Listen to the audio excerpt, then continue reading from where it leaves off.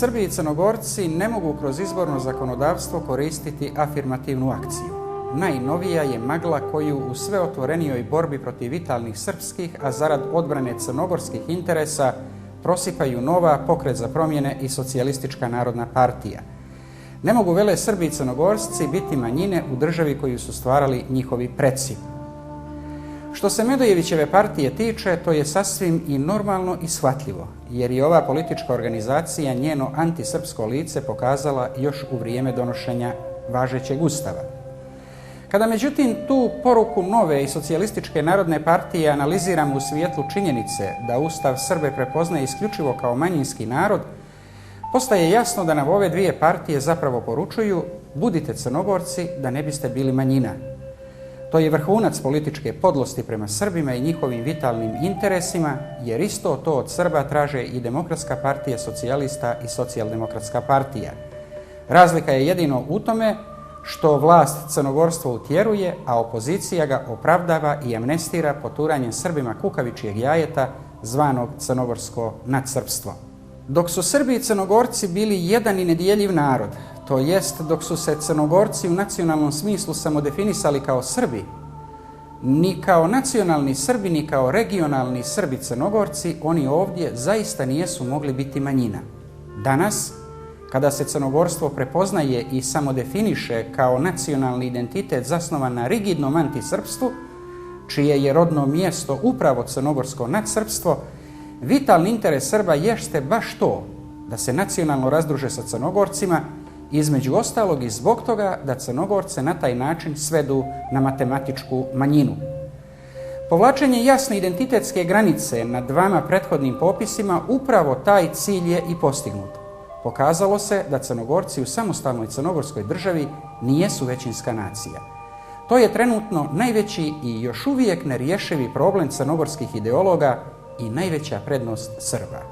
Bez institucionalizacije te činjenice, to jest bez jasnog ustavno-pravnog pozicioniranja Srba kao zasebne nacionalne zajednice odvojene od Crnogoraca, ta srpska prednost će ubrzo biti prokockana. Bez promjene Ustava i ustavnog definisanja Srba kao jednog od konstitutivnih naroda, tu institucionalizaciju nikako nije moguće postići osim korišćenjem raspoloživih manjinskih ustavnopravnih mehanizama. U Novoj i Socijalističkoj narodnoj partiji to znaju vrlo dobro, ali je njima važnije da se dodvore zapadnim ambasadorima nego da zaštite interese birača od čijeg identitetskog stradanja već decenijama udobno žive. Zato one ovako bezočno manipulišu srpskim nacionalnim interesom. Ako je u Saveznoj Republici Jugoslaviji stav i srpstvo i crnogorstvo zadavao velike probleme ideolozima crnogorstva, isti taj stav danas u samostalnoj crnogorskoj državi zakonomjerno vodi u zatiranje srpstva. Nema više, osim na srpsku štetu, i srpstvo i crnogorstvo. Ima samo ili srpstvo ili crnogorstvo. Kukavičko kalkulisanje i dodvoravanje podgoričkim ispostavama centara zapadne moći, odsustvo bilo kakve smislene političke vizije, unutar opozicioni rivalitet uzrokovan bolesnom mandatomanijom, odsustvo namjere da se ozbiljno naudi režimskom asimilatorskom projektu i guranje Srba u crnogorski asimilatorski zagrljaj, karakteristike su opozicione političke matrice u Crnoj Gori. Takva opozicija predstavlja prvu liniju odbrane savremenog crnogorskog ideološkog projekta, čiji je konačni cilj definitivno zatiranje srpske samosvijesti na ovdašnjem tlu. Srpska politika u samostalnoj crnogorskoj državi, da bi bila smislena i plodotvorna, u budućnosti će morati da se zasniva na dvijema ključnim postavkama. Na maksimalnom iskorišćavanju svih raspoloživih ustavnopravnih mehanizama za odvajanje od Crnogoraca i na neodstupnom insistiranju na promjeni Ustava i ustavnom definisanju Srba kao jednog od konstitutivnih naroda. Samo takav srpski stav crnogorski ideološki projekat izlaže bumerang efektu i čini ga dugoročno neodrživim.